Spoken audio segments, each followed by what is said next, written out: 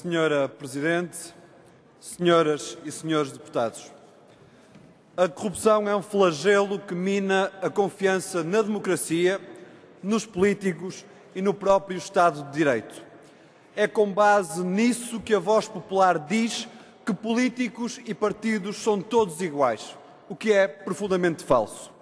Por isso fazemos este debate e por isso o Bloco de Esquerda desafiou todos os grupos parlamentares para, numa matéria tão importante, ser possível que todos fizessem a sua proposta e as escolhas de todos ficassem em cima da mesa.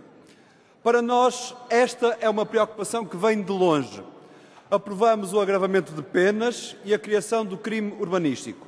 Tivemos como ponto central a criminalização do enriquecimento ilícito, proposta que foi apresentada em 2009, 2010, 2011 e em 2012 um texto em conjunto com outros partidos, do qual o PS se excluiu, chegou mesmo a ser uma tentativa de lei. Mas não viu a luz do dia. O Tribunal Constitucional considerou que ela deveria ser reformulada. Aprendendo com essa decisão, a iniciativa legislativa para criminalizar o enriquecimento não declarado é, da nossa parte, o capítulo seguinte nesta vontade imensa de combater a corrupção. A proposta não podia ser mais clara. Pegar nas obrigações declarativas do património de políticos e altos quadros do Estado hoje já existentes e ser mais exigente na transparência.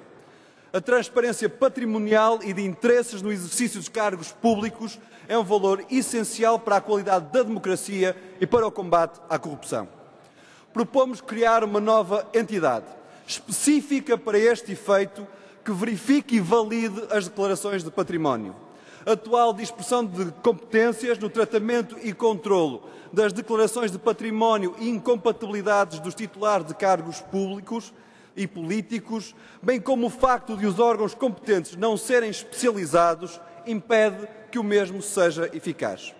Por isso, propõe-se, a exemplo de outros países, como em Espanha ou em França, a concentração destas competências numa entidade independente que funciona junto do Tribunal Constitucional, a entidade da transparência. Mas queremos ir ainda mais longe, alargando a lista de quem tem obrigação de declarar o seu património, desde membros do Governo a consultores ou peritos do Estado ou deputados e membros ministeriais. Quem decide nos seus países tem de declarar o seu património. E por isso é que nós propomos que o atual sistema de controle de riqueza e impedimentos seja reforçado, porque ele hoje é manifestamente insuficiente. A influência dos gabinetes dos titulares de cargos políticos ou dos consultores em processos legislativos e em processos de alienação de bens do Estado exige um alargamento subjetivo deste regime. Mas insistimos que deve ser possível uma monitorização contínua desse património, dessa riqueza. Para além do alargamento dos prazos declarativos para um período de 6 anos após a cessação de funções, exigimos que essas declarações sejam atualizadas anualmente. E como quem não deve, não teme, essas declarações devem ser publicadas na internet, acessíveis a todos os cidadãos.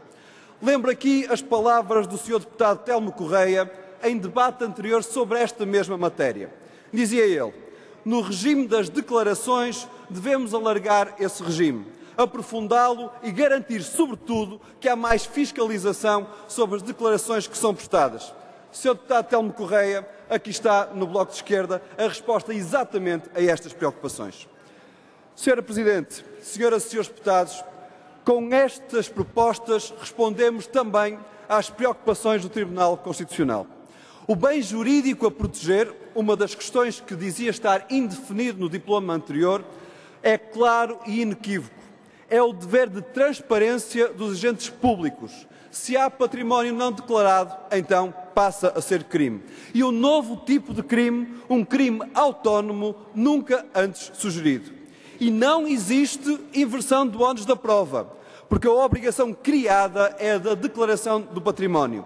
Se há um enriquecimento desproporcionado, então esse será comunicado ao Ministério Público.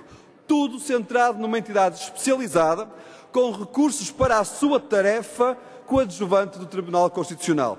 e que pode, inclusive, decidir pela perda de mandato ou pela demissão do agente público. Ninguém escapa a esta exigência e quem não cumprir pode perder o seu mandato, pode ser mesmo um primeiro-ministro a ficar sem o seu mandato. Simples, exatamente. Exigente, muito. Não podia ser de outra forma.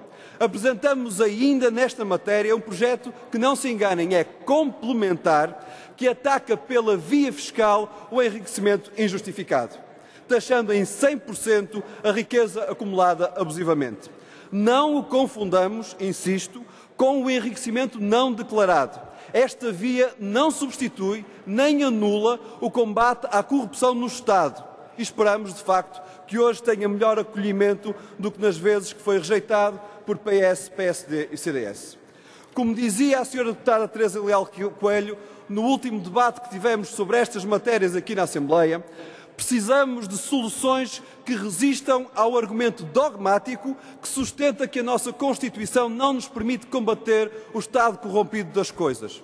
Ora, se esse é o desafio, nesse desafio nós temos as nossas propostas, porque é no respeito constitucional que nós as fizemos. Com a exigência de quem sabe que de nós não se espera menos que uma solução forte para o problema da corrupção e que a sociedade e a democracia não se compadecem com um falhanço na resolução deste problema, cuja necessidade é genericamente reconhecida e exigida. Este é o momento em que não podemos falhar disso.